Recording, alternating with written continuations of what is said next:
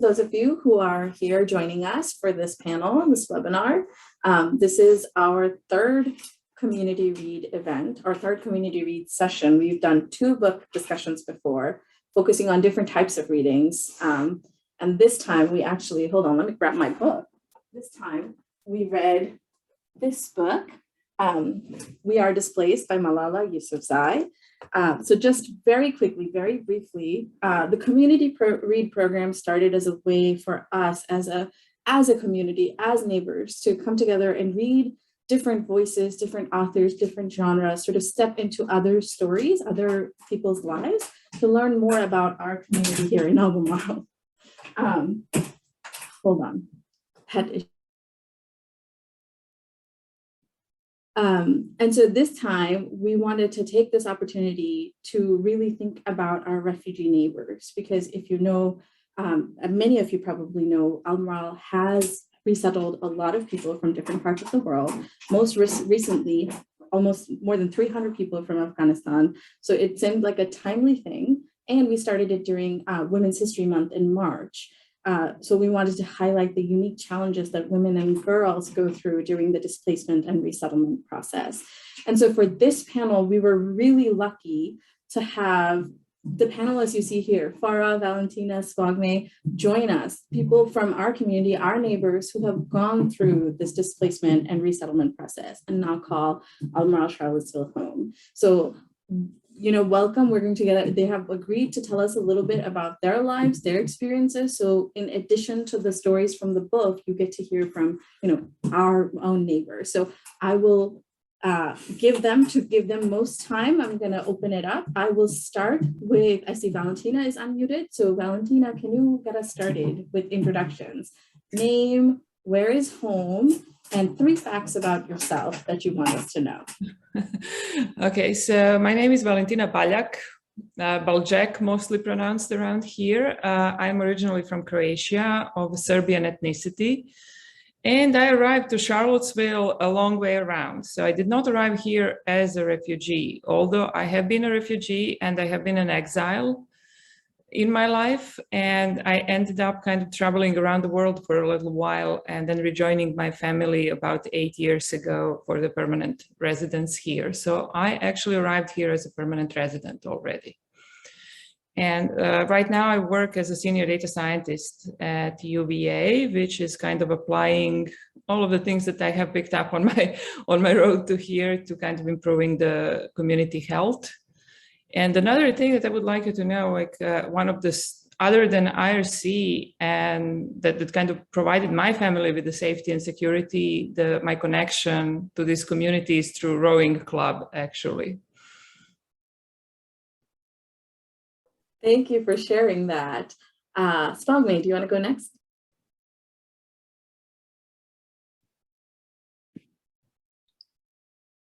Can you ask the question again? I'm sorry. Yes. Your name, where is home, and then 3 facts about yourself that you want us to know. Good evening, everyone. My name is Spogmay Mohammad. I'm living in I'm sorry, I got confused about the question again. Where are you from? Let's start with that. Like, where did you come from? And then 3 facts about Afghanistan. Yeah, I'm from Afghanistan, and I moved to the United States in 2015 as a refugee. It was a long process because we waited for 5 years. And then, so 3 facts. I'm a student, and I work as a teacher assistant now. And this is my last semester. Congratulations, that's a big deal. Yeah. Farah, do you want to go? Sure. Hi, everyone. My name is Farah Brahim. I'm a refugee from Iraq. I arrived here in 2008 with my kid and then joined by my husband a couple of years later. Our family reunited. 3 facts about myself. Well, I have 1 child, but I still, most of my life is basically delegated to care for that child, so I don't have a life. A club, I wish. Anyway, but I do love reading, and yeah, I've been calling Albemarle Charlottesville home since 2009. Yeah, we moved to the area now I'm a homeowner in Albemarle. That's awesome. Oh. Harriet. Oh, sorry. Yeah. Hey, hi.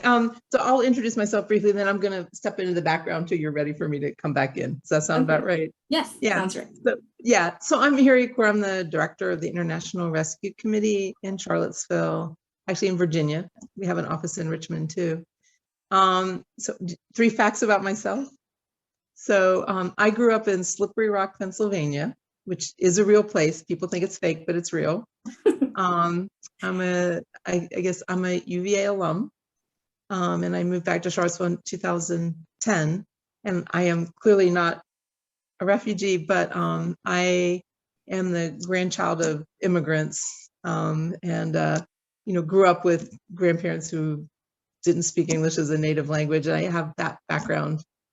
I have a grandfather whose name is engraved in Ellis Island. I have one of those classic American immigrant stories in my background too.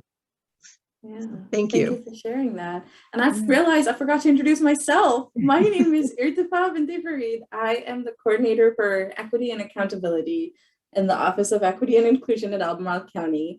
And I will share the same things. My family, I moved to Charlottesville, Albemarle from Bangladesh in 2001. So it's been home for a while now, and I went to high school here, graduated, went away for college, came back, and have been here ever since. So that's a little bit about me. So I think I already asked you this, where is home? But I'm going to ask again, like, how do you define home? I think Spogmay kind of clued us into this question that sometimes it's not an easy question to answer. So how do you define home? And has it changed? How has it changed for you? Any of you, feel free to answer. It is a hard question. I have been asked that question a lot in my life. The fact I didn't mention, I completed my graduate school in Japan. And whenever somebody asked me, where are you from? It was really difficult to answer. I am originally from Croatia, and I feel that that's my upbringing. That's the core of my culture, my personality. But I have lived as much time in Serbia as I have lived in Croatia. And all of my, college and formative years were in Serbia. So home, my family is there. My core family moved to the United States at that time. So how do you define home? And I still can't fully answer that question. Like even now, all of these things are part of who I am. And I think my family is probably what defines it the most at the moment, because that's where I choose to be. Mm-hmm. But right now, after being around the world, I can just say that every place might lack something that we have lost and missed, but it has also added something, and we gained something new throughout that. So it is a hard question to answer. So. Yeah, but that's such a beautiful answer. Thank you for sharing that. That sometimes it's not just loss, it's addition. It's like layers that build on each other. Farah, Spogmay, do either one of you want to add anything? No, Valentina said it beautifully. I could add Farah, we're having a little bit of a hard time hearing you. I'm sorry. Is this better? It's better, but you sound very far away. We'll see if we can. Okay. I don't okay, let me know if I need to raise my voice. I was just, Valentina put it in a really great way, how home is defined. If I needed to add anything, I feel that once it's more of a feeling. Like I grew up in a home, and then like how you feel when you're almost there, coming back from a trip or a long day. This is how I feel about Charlottesville now. Every time I'm out driving, or being somewhere else, is that this feeling of comfort about an assurance that I'm here, and this is maybe a feeling of safety is almost also what you're yeah. Spogmay, do you want to add anything? Yeah, so when we arrived here, it was really hard. it was, to be honest, really hard, leaving everything, leaving friends, families, education, everything, and starting from zero here, especially when English is your third language. So you have to work a lot and hard. But now it feel like home, because to be honest, now we don't have any home back there. Afghanistan is under attack, so we feel it's home now. Yeah, that's another hard thing, that sometimes it's not, you have these memories and the feelings, but not really a place to go back to. That's also, yeah. And then I think you all started to tell us a little bit about it, but I was hoping you could share a little more about your journey. You know, you referred to how, you know, a little bit about the length of how long it took, some separation of families. And I was wondering if you could tell us a little bit more in detail about your journey from wherever that home was to how you've ended up now calling this area home. Spogmay, we'll start with you, since I know you have to actually leave soon. Yeah. So for us, we wait for I would say almost 6 years until we got approved to come to United States as a refugee, because my dad was here. And then can you repeat the last part of the question? Yeah, it's just like, tell us just, you know, your experiences. What prompted you to leave, to apply, even to come to the US? How was that process? Did you know where you were going to end up? You know, just tell us a little more about your story.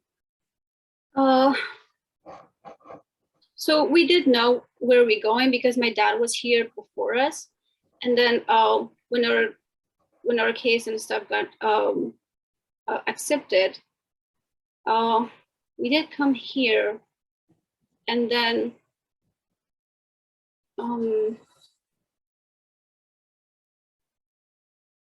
what else I can add?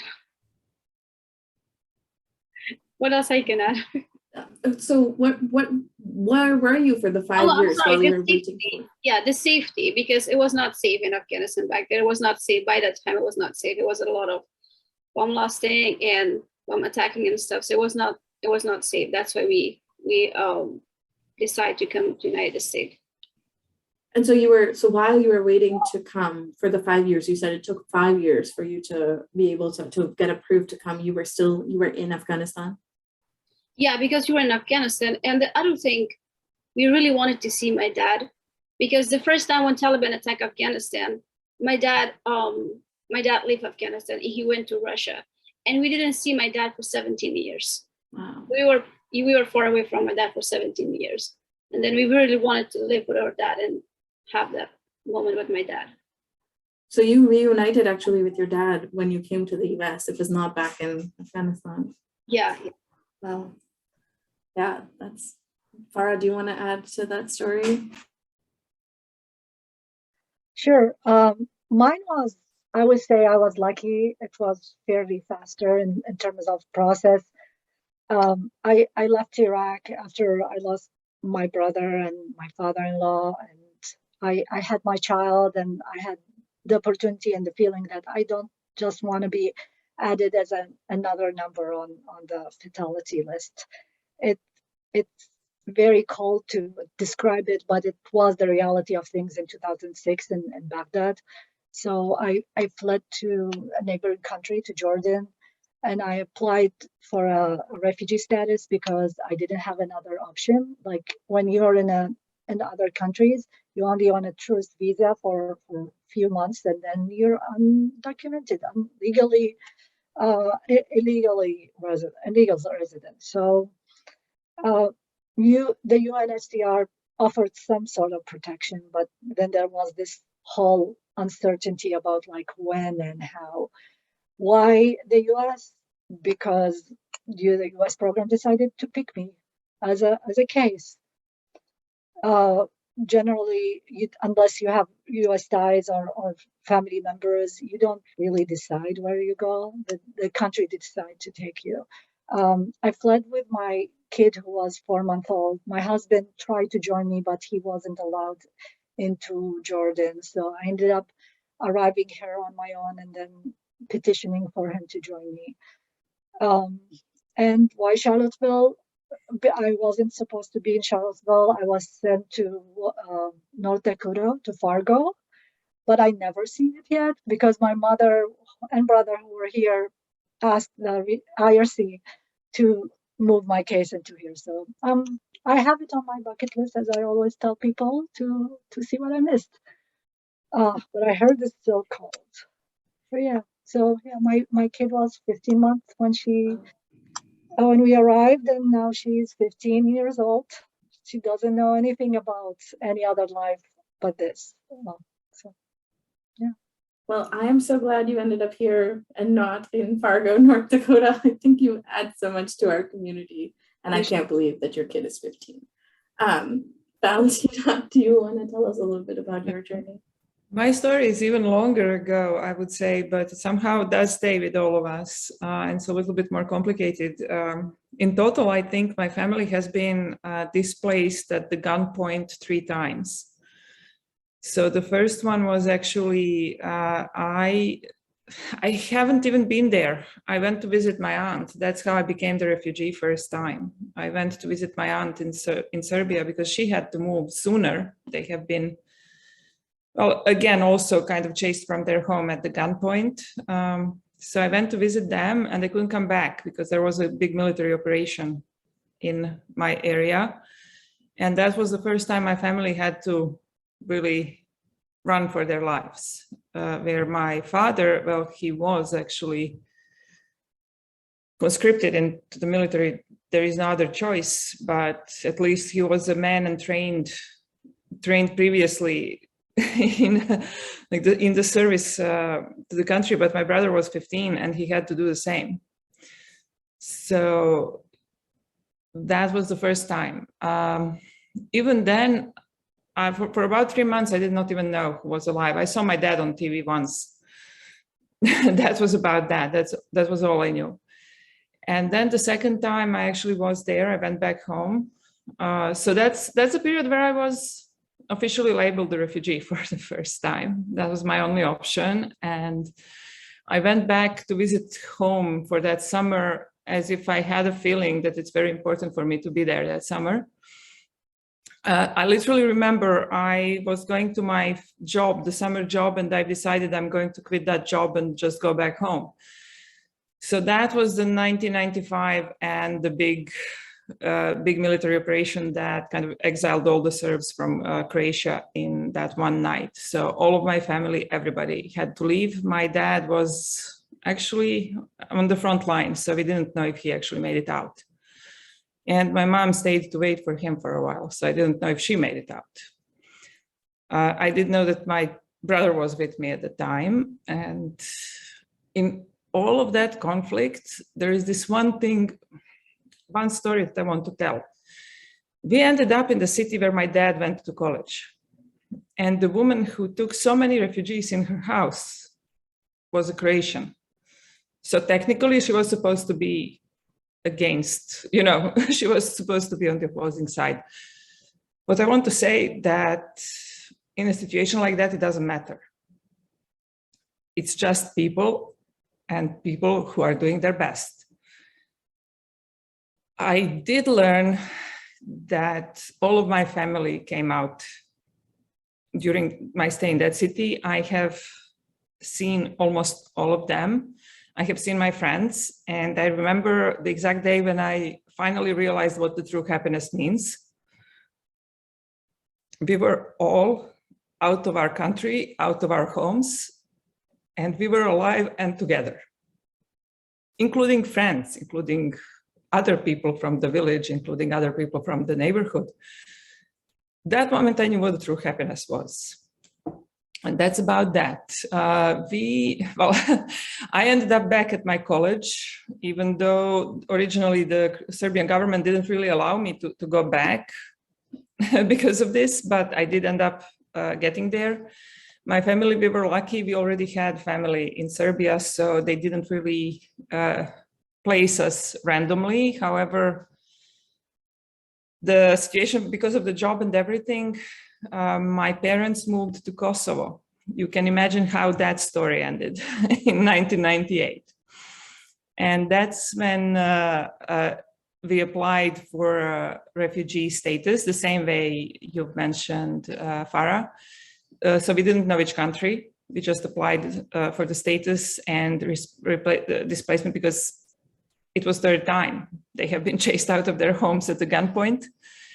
So that's how we were placed at Charlottesville. IRC Charlottesville was actually the sponsor for my family to come here. And because of the college and my mom's health, only my brother and my sister-in-law came in that first trip because my mother couldn't fly at the time. So my parents joined them about a year later, but my visa was revoked after 9/11. So it took 7 years for me to get the travel visa and see them for the first time. So I can relate to that, seeing your dad for the first time after 17 years. So even then, it was just a travel visa. So I went to Japan in the meanwhile. And 10 years later, like 10 years after applying, I actually got that,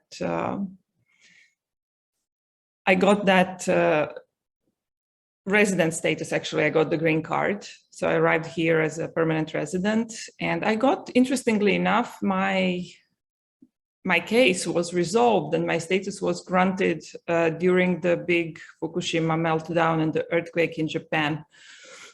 That's when they picked up the case again, and that's when they decided to actually kind of give me the immigration status. I actually moved to Charlottesville about 2 years later when I graduated from the grad school in Japan, and now we are here together. And I mentioned I lived in Serbia for as long as I lived in Croatia. My family has lived here for almost as long as anywhere else. So now Charlottesville is home, and like IRC is an ally who has helped so many people. So.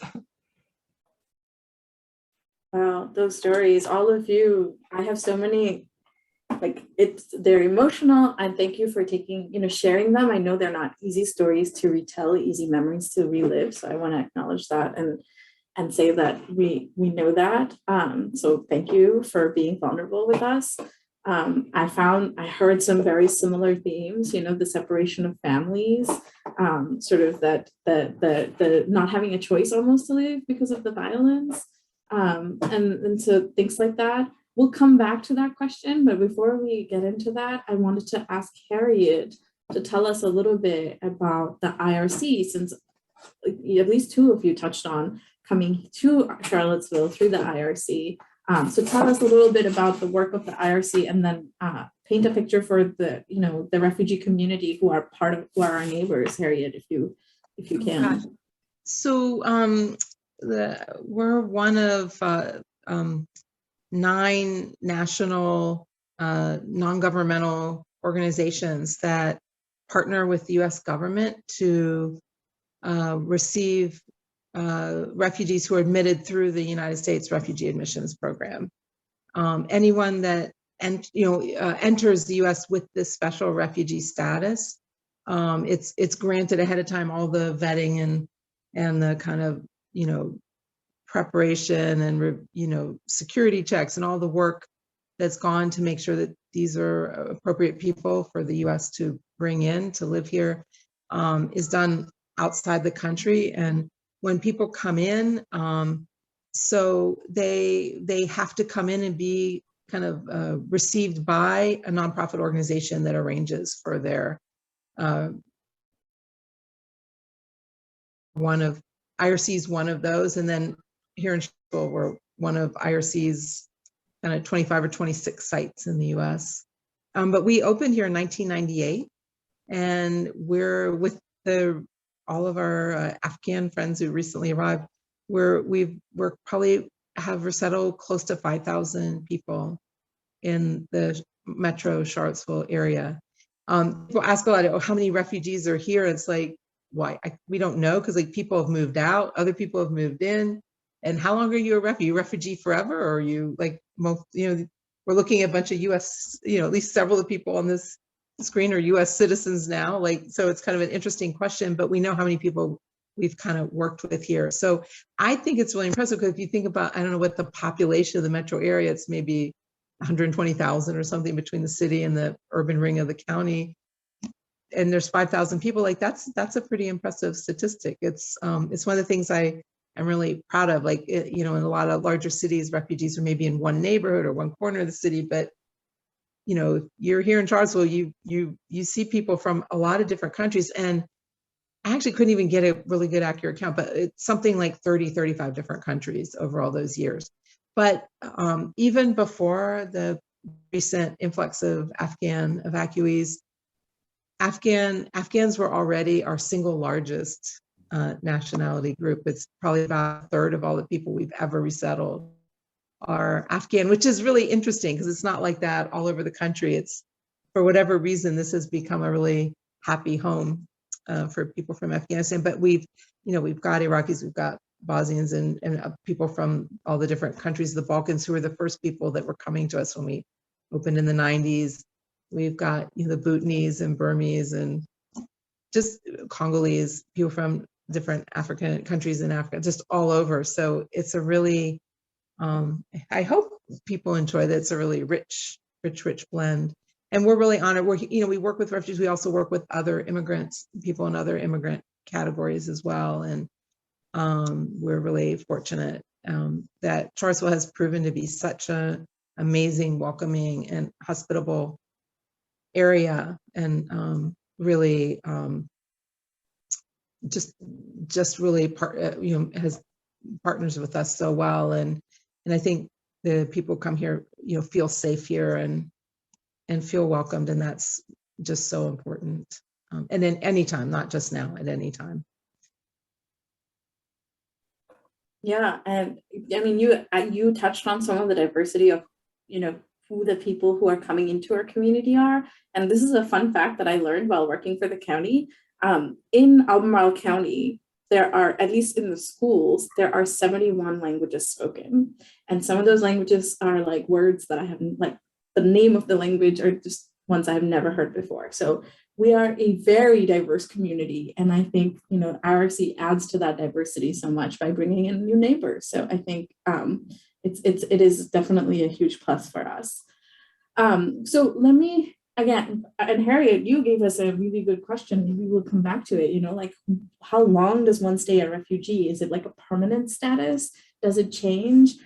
Is it, Valentina, you touched on this a little bit, like it stays, those experiences don't leave, but like when we say refugee, what do people think of? So let me ask this, and Harriet, feel free to chime in. What are some like common questions you get, or what are some misconceptions, the most common misconceptions that you faced about, telling people I came here as a refugee, or my family came here as a refugee?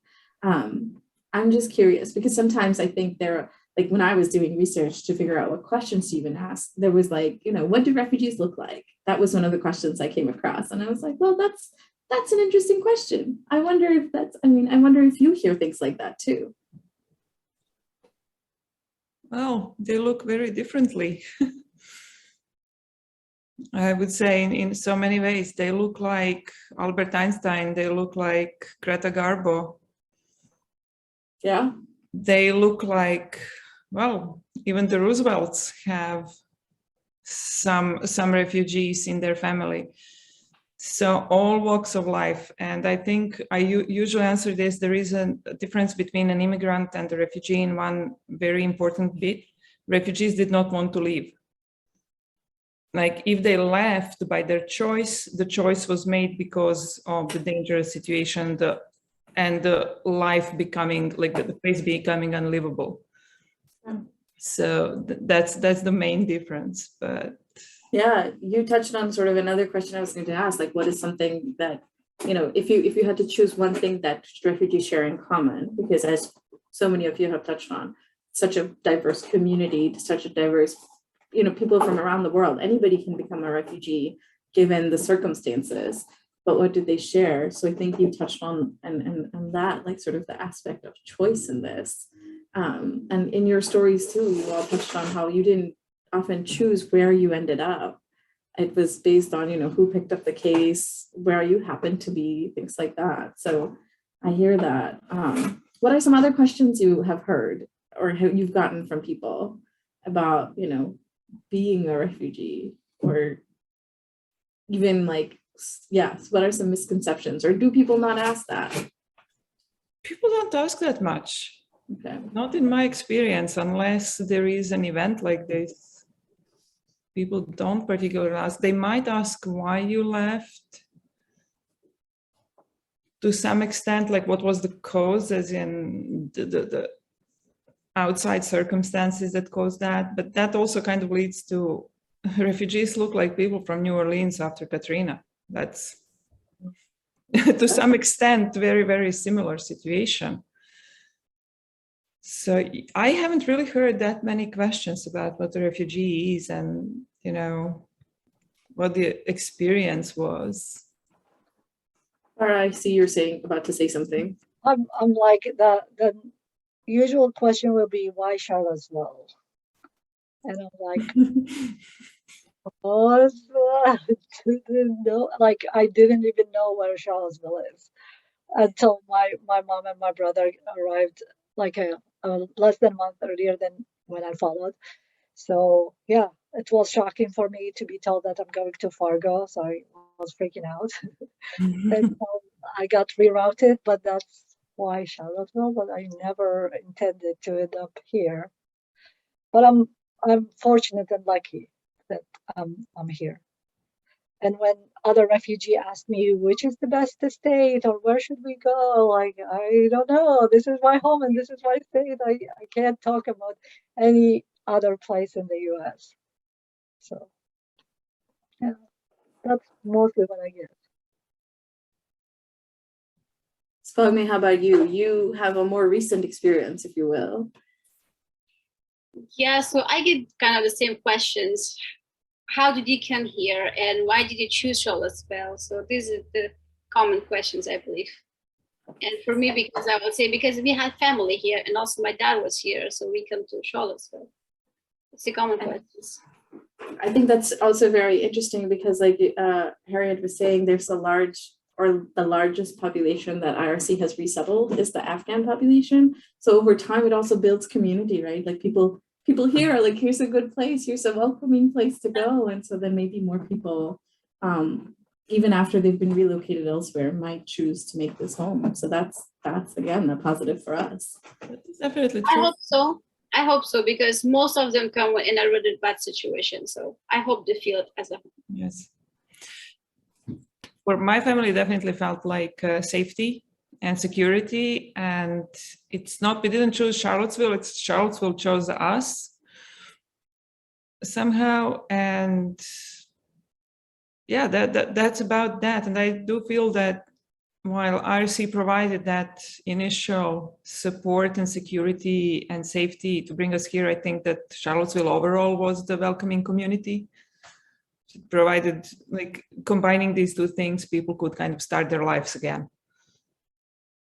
Yeah, one of the things that I always gonna remember is me getting off the airplane and the guy on the plane coming to Charlottesville, and when we arrived, the guy sitting next to me, he just turned kindly after he heard my story and said, "Welcome home."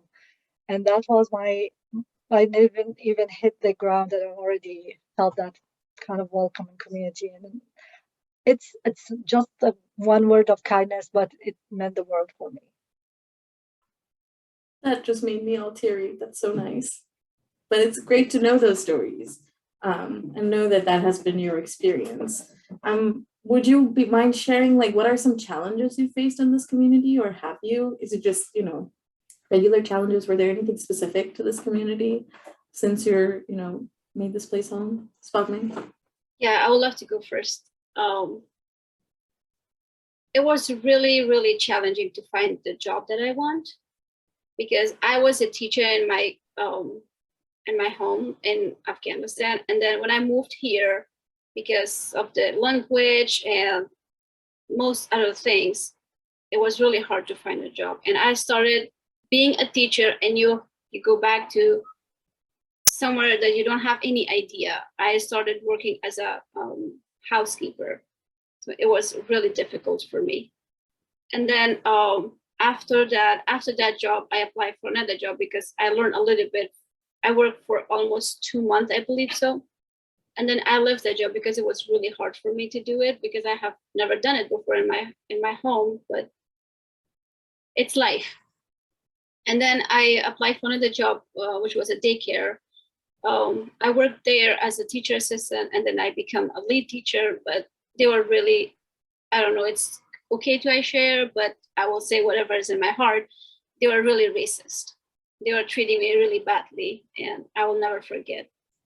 I was physically tired and I was mentally tired.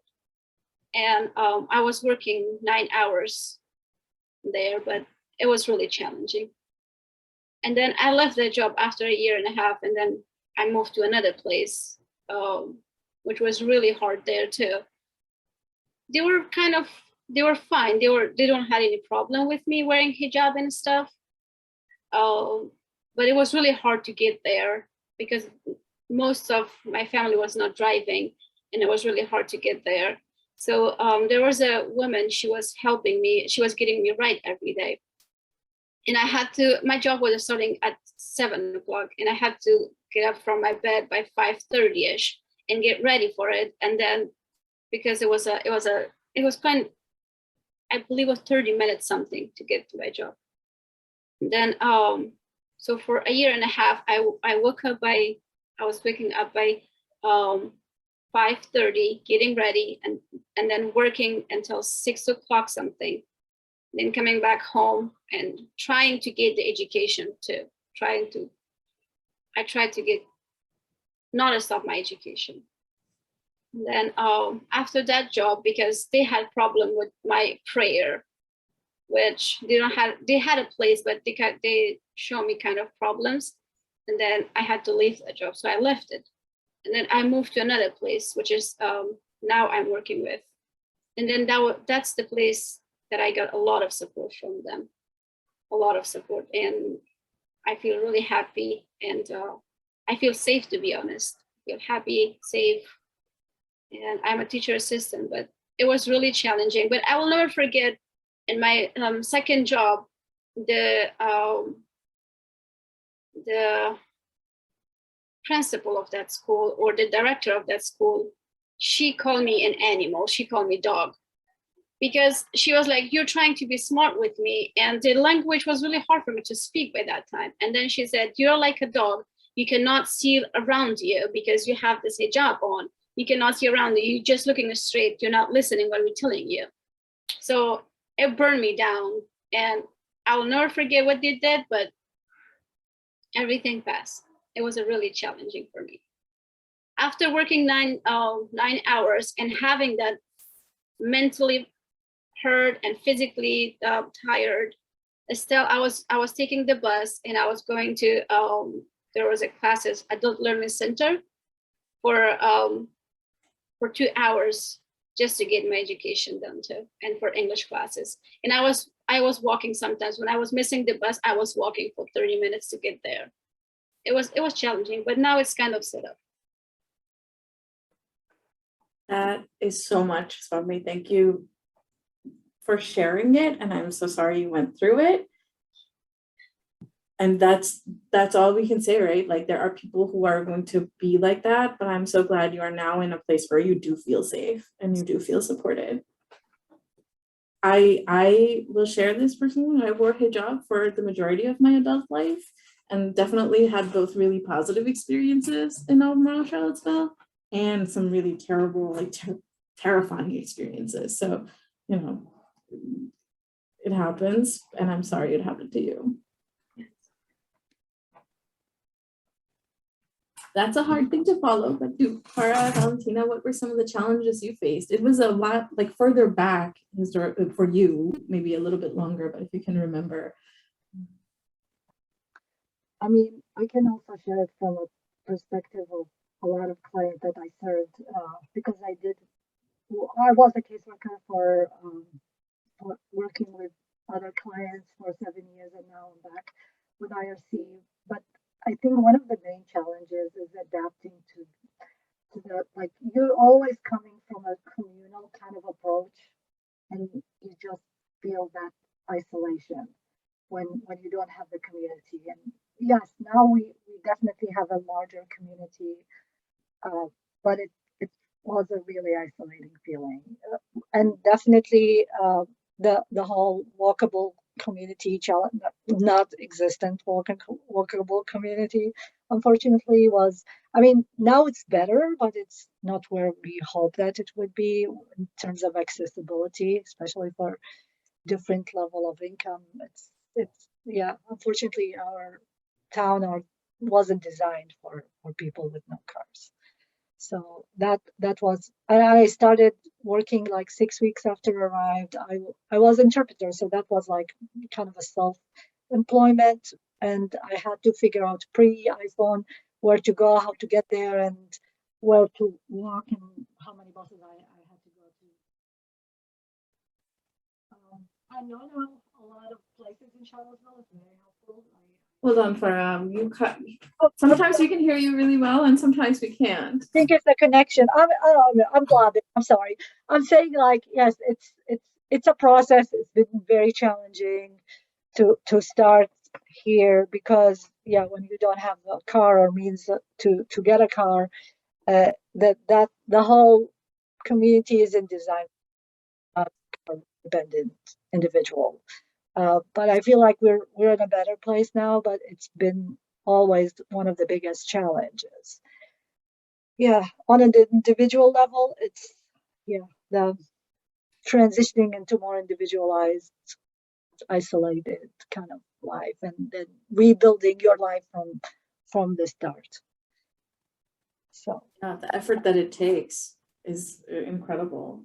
Valentina. Yes, my experience is slightly different because I did not arrive here immediately with my family. So they had it much harder in all of these senses, like pretty much not knowing almost anything about the life in US. None of them spoke English very well. So neither of my parents ended up doing the job they were in college for. So, you know, they ended up doing whatever they could. My dad is still doing that same job, I think, like years later. And I think, yeah, he felt like you, Spogmay. He was a teacher back home, and it was a calling. So because of the language barrier, he couldn't do it here. And that was hard for him, and it still is hard. For me, it's a little bit different. I spoke English since high school. I spoke it pretty well. I worked as an interpreter before I came here. I had my degree when I arrived. I had my permanent residence. The only thing I didn't have was a driver's license. However, I did have my Blockbuster card from my first visit to Charlottesville. That like 7 years after like my family left. I think that was my first ID in US. I had Blockbuster card. I think I still have that card somewhere. So for me, the challenge wasn't as much in that sense. Like I speak the language, I have the school, there are jobs that are interesting here that I can do. So the harder part was actually that isolation part and getting involved in the community, actually starting, especially that I did not arrive with any kind of back support, and most of my friends who were here left Charlottesville for their jobs. So when I arrived, I was pretty much caregiver to my mom, and it was hard to kind of get out of there and find some footing in the community that's outside of just that small enclave of the refugees from my own country. Like actually arriving to this country, to this, you know, location, that was a challenge. And as opposed to like, I don't experience as much of negative comments because look at me. I mean, I fit in, but because of this, I actually hear it from the other side because people will give me their opinions thinking that I will agree with those opinions. And I don't, and I can't understand them. So I hear that same thing from the perspective of someone thinking that I think the same, and that I would kind of subscribe to that line of thinking. And it is insulting in a different way, but it is insulting. It is kind of diminishing all of this shared experience. Mm-hmm. We'll come back to that. I wanted to give Spogmay a chance to say bye. She's going to go take an exam now for her final semester. So thank you so much for staying with us. And if you want to say anything before you leave, here's your chance. Yeah, thank you so much for having me. And I wish I could stay a little bit longer. I really appreciate you guys. Thank you. Good night. Good luck with your Thanks for exam. sharing. So much. Yeah, bye-bye.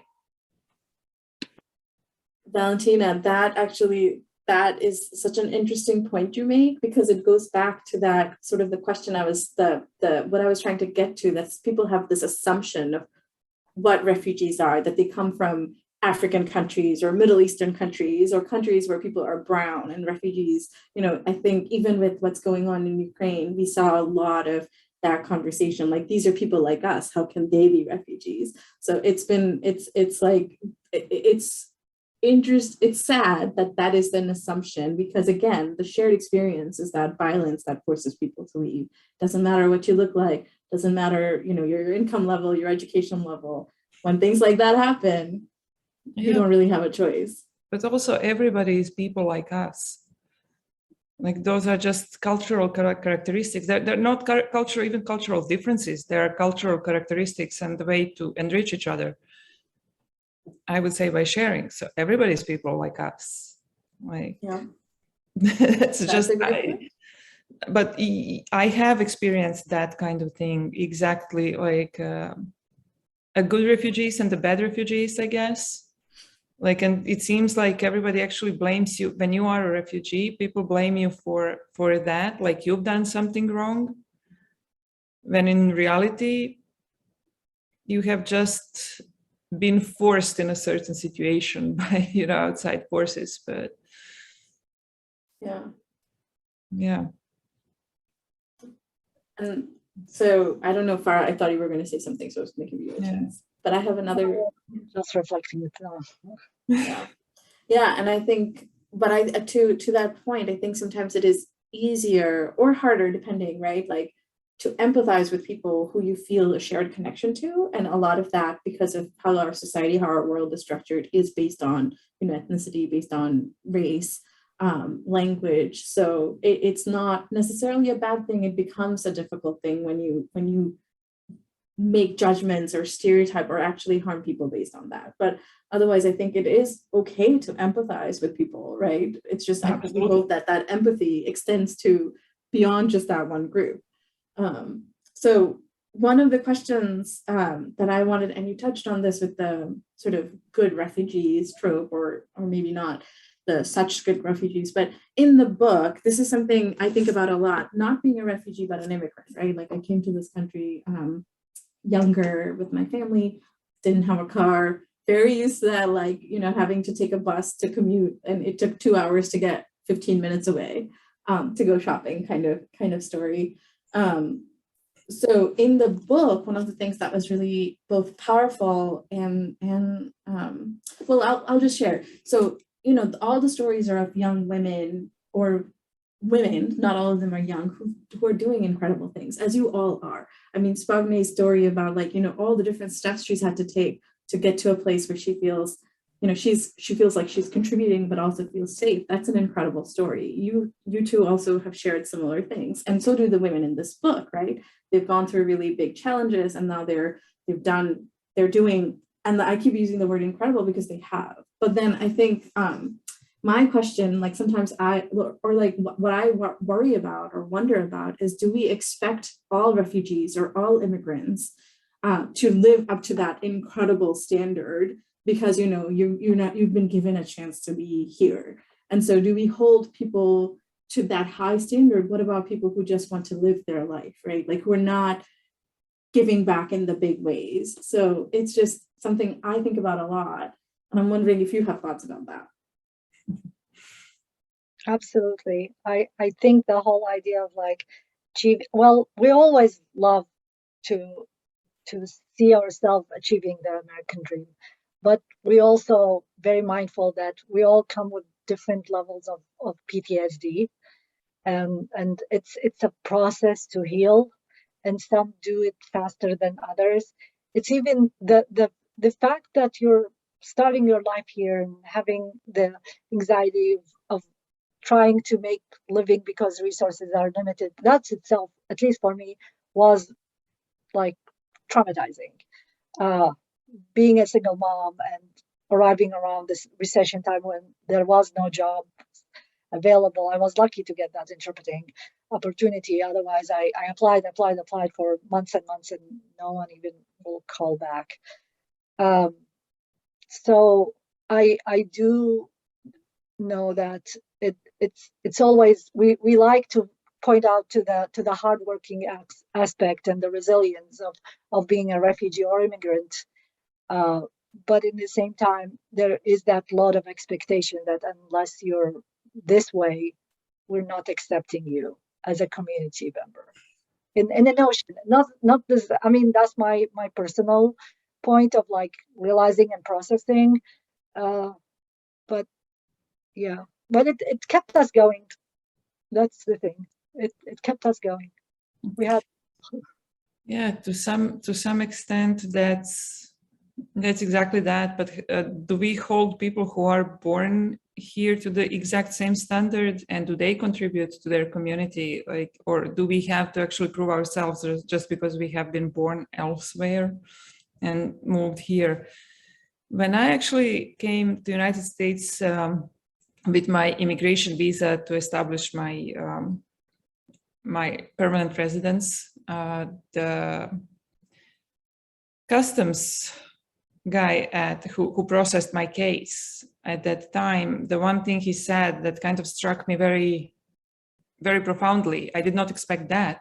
He said something similar to that, like welcome home. He didn't say welcome home. He said, thank you for bringing all of your knowledge and experience with you to this country and sharing it with us. And it was very, very profound and kind of really changed my perspective, my view of how this works. And it's not that I am just being accepted and given something that I need to be grateful for in the sense that I'm lower than, but that I actually can bring something more and do that. But not everybody has the same experience or same ability. However, everybody can contribute something. Like I've mentioned that before to this group, like every mother contributes.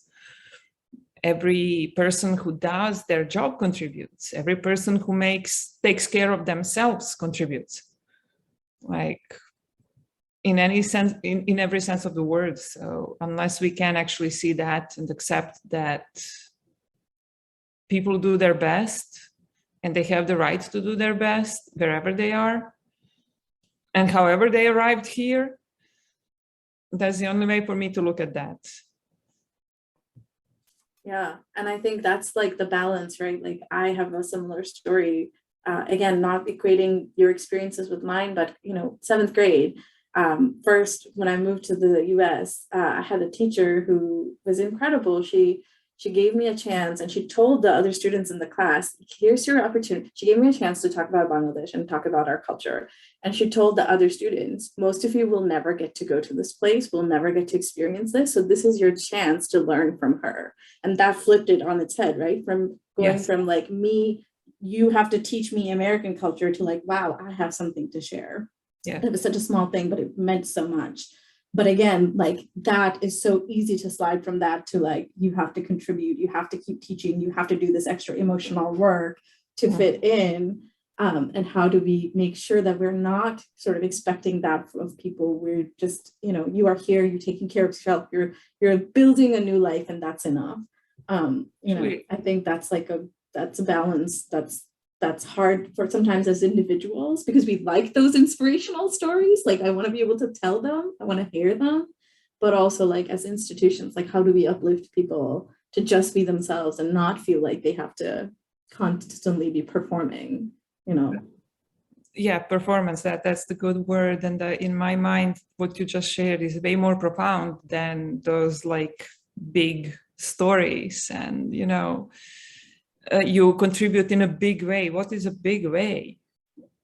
like being here, doing your job, sharing your experience with people around you, that's already like very profound. And I think that that's the better part. We all have something to share, and that includes people from here.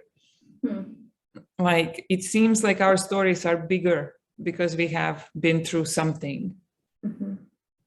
You know, they are in this one moment in time and space, but overall it's a human experience. And yeah, I think what it's making me think of is sometimes, you know, in the work that I do trainings for diversity, equity, inclusion, and what they mean. And one of the things I keep trying to highlight is diversity includes us all, and inclusion sort of benefits us all. It's not for them. There is like, it's not this small group of people. It's not the others who we benefit when we, you know, integrate, when we respect diversity, when we try to be inclusive, when we integrate equity into our work. Like, we uplift everybody, all of us included. We all get to tell our stories. And that's the point. That's what we're trying to do with this community read, right? It's not that this is the refugee story that we're highlighting. It's just that sometimes that's the community we don't hear from. That's not the perspective. When we hear Albemarle County, when we talk about who makes up Albemarle County, that's sometimes the story we forget about, or like that has not historically been told as part of this community. So that's the goal, right? It's not to like set it up as like a extraordinary or a different story, if that makes sense. So I hope that's clear for everybody who's here. So I'm going to ask maybe one more question and then see if there's the folks who are attending want to ask some questions. So there's a Q&A module, so feel free to type it in, and we'll keep paying attention to that. I guess one question that I have, and this is again a personal question, two questions, I'll end with two, and you can choose which one you want to answer. If you get the chance, would you go back home, wherever? Again, we come back to that story idea of like home, and that's I know that's a complicated, all of that, but all of that given, would you go back? And you touched on ways that people supported you when you first came here, small instances, even that saying hello, or, you know, Spogmay gave the example of somebody driving her to work for 1.5 years. Can you share experiences like that, and how can we, you know, be better neighbors? What are like, give us, I guess I'm saying, give us some tips of how to be better neighbors.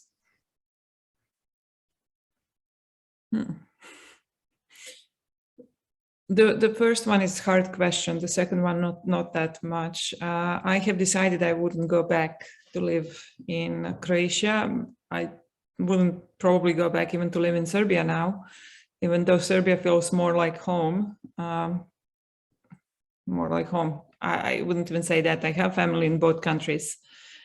And, you know, I have friends and I have something there. But in my mind, my actual homeland, my actual home is now right next to the Wonderland and Never Neverland. It doesn't exist anymore because people have, like, everything has changed. So at the same time, yes, it feels familiar, but it also feels very different. And I don't feel that it would right now be going back home. It would be going to another place and sort of like just be like, I'd know a little bit more about that place than, I don't know, some other places in the world, but it's not home in that sense anymore. And for how people helped, my parents, when they came here, there are two stories that I want to tell. One is a very happy story. The IRC actually called them about 2 years after they arrived and told them that there is this family coming from Bosnia, from Sarajevo. Same age, same education, children of the same age. They really wanted to introduce them to someone, you know, so they can have like a community there. So they organized a dinner, like the community organized some gathering, and turns out that the wife of that family was my dad's best friend from high school. And they have lost contact for about, like, I don't know, 20 years, 30 years. She got married. He didn't recognize the last name, of course. The moment she entered the door, they recognized each other, and we are still family friends to this day, like very much so. They're actually family. So that's a happy story that happened here. And while it's not necessarily how you can help us, it is something that happened in this community because this community made it happen, like accepted everybody. The other one is about their neighbor, next door neighbor, who was this force of a nature woman who raised 4 kids, worked for the government, went through the school after she raised 4 kids, created so much good here, created so many great volunteer activities, and was just there to say this one word: whatever you need, I am here. This is my door, this is my phone number, this is the key. She was there. When my mom was sick, I knew what's going on because she would always check in on them. And just by the fact that she was there, she walked up to them and said, I'm your neighbor. Whatever you don't know how to handle, whatever question you have, ask. I will answer, and we'll find the answer for you. So I think that's the best way. Just say, hey, I'm your neighbor and I'm here. Ah, that's beautiful. I love that. I'm your neighbor and I'm here. We need to, I think, just do better in being neighbors. And it goes back to an extent to how communities are shaped and designed. Sometimes, we don't know our neighbors as much as we would like to, but here's a chance for everybody. Go introduce yourselves to your neighbors. Right. You don't have to necessarily know everything about everybody. Just knowing that you can knock on that door and feel safe, that's good enough. How about you, Farah? I had a similar experience with a really kind neighbor. I'm also very proud to be an IRC staff, witnessing all this great community coming forward and supporting and volunteering and being in people's home, helping them with their language or being mentor for them, or just helping them on one step at a time. It means the world, because people have so many questions when they first arrive. So I was lucky to have a really kind neighbor as well. I'm sorry I missed the first part of the first question. I got distracted. That's okay. It was, if you get the chance, would you go back home? Okay. Yeah, that's tricky. Not now. Iraq is even worse than when we left, kind of.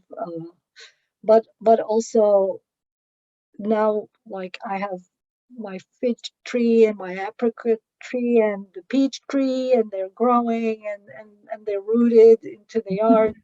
This is where I feel like I'm gonna be getting old and aging if God give me the life to do that. I feel like I planted roots just like these trees that we planted. It's hard to pull out a larger tree than a smaller one. I don't know. That's a beautiful image, and it makes a lot of sense, right? Plants it's difficult during when you repot them or whatever. I'm not a gardener. I don't know the correct word, but that they can grow, right? With care, with sustenance, with they can thrive, and so it's good to remember that we can too, and so it's okay for us to be in new environments. So folks who are here, I know there's not a lot of us, but do you have any questions for this group, for the panelists? Are we able to, I think maybe you can raise your hands and we can unmute you if you don't want to write them. That is also an option, yes. So we can work on that. So then we'll give people time to think about questions. Sometimes it takes a little time. You've shared a few beautiful stories with us. If there's, I guess the last question I sort of had for you, if there's one thing, if we want us who are listening to you to take away, what would it be from this conversation? And Harriet, you can join that too.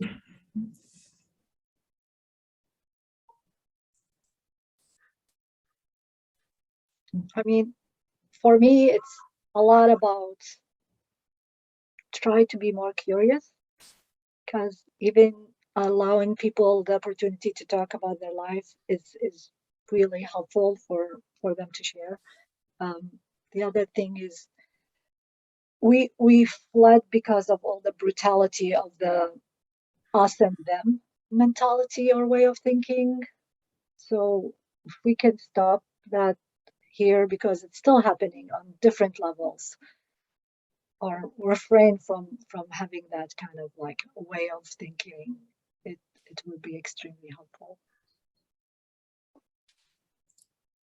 Yeah, pretty similar. It's pretty similar for me. I guess I'll just add to just the fact that you're here and you're listening to this, you have already made a difference.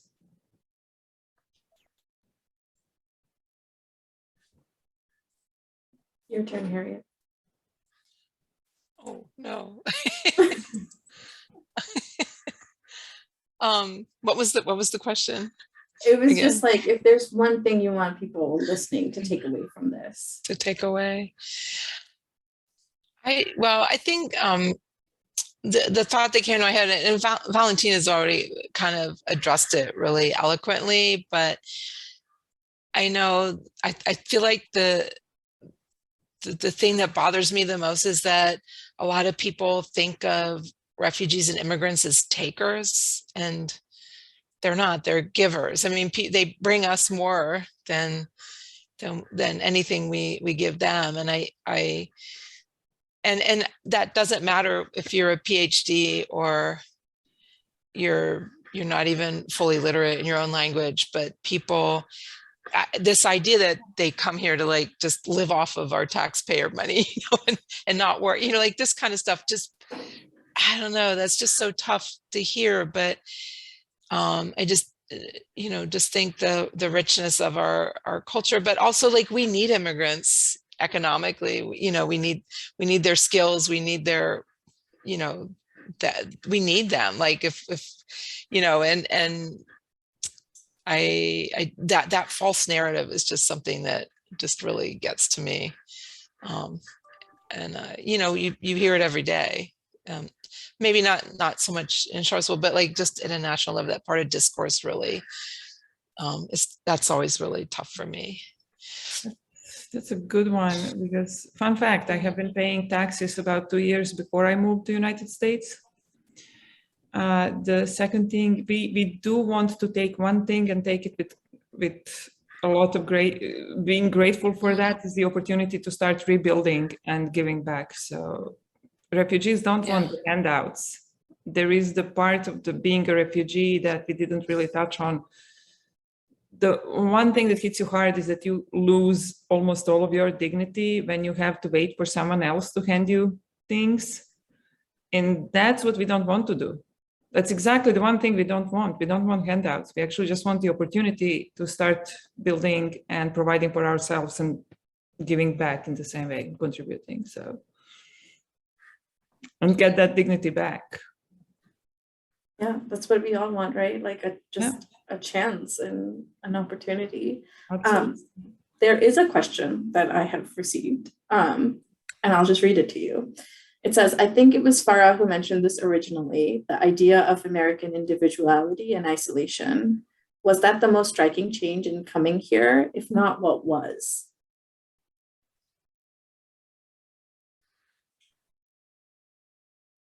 It definitely was a major thing, at least personally for me, and I will allow Valentina to share any thoughts on that.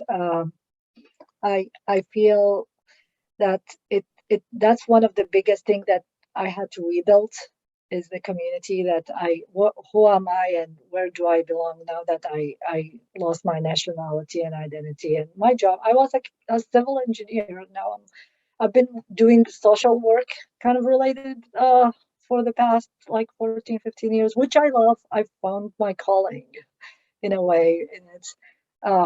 But I also didn't even have the opportunity to choose to like pursue my certification when I arrived. I just had to survive, and survival meant that I need to provide for my child as a single mom. Yeah, so the making really hard choices was another tough one. Yeah. I have been thinking about that. individualism in America, I'm mispronouncing that. It does have its good sides, does have its benefits, because it might create a stronger individuals, more driven individuals who are going to actually pursue their dreams. I do sometimes think that it went too far in the opposite direction, where I even see that the core families don't support each other, in the sense that I'm used to having that response. Back home, if I needed help, I almost never needed to call anybody. They would just be there. Like over here, if I need someone to take care about, I don't know, anything, it's on me, basically, for my family and everybody, other than that one neighbor who was there. Well, there were a couple of other neighbors there. I can say that they felt really great in that particular little community, but exactly because that particular little group created that sort of community and went beyond that. So there is the part of living in a society that praises individual success is good. And there is, I think, a fine line that can kind of be crossed into the opposite direction there, and kind of just, when does that become a hindrance and you stop getting the support you need to actually grow as an individual? Basically, you can't really grow as an individual without the community. That's the whole point. I think that's such a, oh, sorry. Go ahead. So yeah, no, the more people I meet and the more countries I lived in and different cultures, the more I feel like there is no one right way of living. There is no one right way of thinking. You can learn from many people around you, like everybody can share something. So Valentina, I spent my graduate studies studying anthropology, and I feel like you just, in the two sentences that you said, you know, we become ourselves through community, and like there's no one way to live. It's all sort of depending on where you live. Those are like the core, you just like my PhD thesis just right there. So that was amazing. So I don't know if there are any more questions. So last thing I'll ask is, how are ways, if people here are interested, we can support the IRC? And this is more like, you know, if you have a website we can go to, if you need, like, what are ways, maybe Harriet can start with this, or Farah, how are ways we can support, especially now that, you know, there have been, in the last year, less than a year, we've had a big influx. So how can we support those newest neighbors? We can't hear you, Harriet. I said, Farah, you start and I'll close for you. Oh, okay. Can you hear me, guys? Okay. Okay. Well, there's so many levels of support. It doesn't even necessarily be financial support, but the volunteering parts, like if there's so many words or ways to love someone or show the love that not necessarily have to be materialistic. Of course, like donation was great, but I think just recognizing them, accepting them. If you notice that there is a family that may, well, not necessarily look different, but you like just welcome them. If your employer hire refugees, they're really hard worker. I'm still embracing the stereotype, but they are. I'm not actually stereotyping. They are, and they're resilient and dependable, and on a different level. Well, yeah, an act of kindness. Teach your children to support and help new kids in the school, so that they can also feel that they belong and they're accepted, because it's so scary. It's especially for the children. It's so hard for them to experience that whole changes and start adjusting. And yeah, what else? Yeah, you can do it on individual level. You can do it as a community level, as a congregation level. There's different ways to support refugees.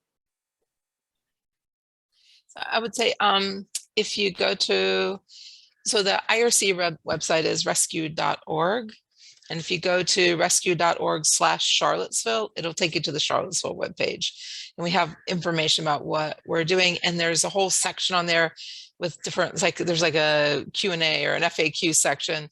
And one of them says how you can help refugees. And if you click through there, it goes the whole list, like donate, you know, like goods like donated kitchenware or linens or things like that that we use to help people get their new homes set up, how to volunteer, how to be an intern, you know, all the different ways that people can get involved with us, donate a car. And then, you know, one of the ways that I don't want to, I think actually just using your voice is a really important way to, IRC has an advocacy network at the national level, like you can sign up for, and when there's like a vote coming before Congress or something that impacts refugees and other immigrants, they'll send you a text message and tell you how to like call your congressional representative and speak up on behalf of refugees. And I even think it goes, you know, I think it's very important to a lower level, which is just educate yourself about what is happening in Charlottesville and who the people are and why they're here. Because I think every person that kind of is informed and can throw that into a random conversation is like probably the most powerful spokesperson there is, because you're not being set up. But like, you know, when you hear a misinformation, be able to counter it and explain. And actually just keeping yourself informed of what's real in the world is it always was powerful, and it's especially powerful right now. And you know, people won't believe 100 things they read on the internet or whatever, but they'll believe the person they sit next to on the bus who tells them something. And it's, you know, I think that's really, you know, knowing exactly what to say and how to present it in a real way is really powerful. So Power of storytelling, right? The human to human storytelling. That's one of the reasons we want to do events like this, to hear from different parts of our community and learn and become those spokespersons, and just be more aware. So I don't see any more questions. Last chance for you all. If not, I just, you know, want to thank you all for your time. Thank you for, you know, sharing some very vulnerable parts of yourselves with us. And even if they happened, you know, decades ago, those are stories and experiences that shape us and stay with us. So we are very grateful for your time and you know, just your labor. This is like an act of love for the rest of our, you know, for new neighbors, so that we can be better as a community. Two totally amazing women. Yeah, two amazing women. Yeah. And Spogmay. Yeah.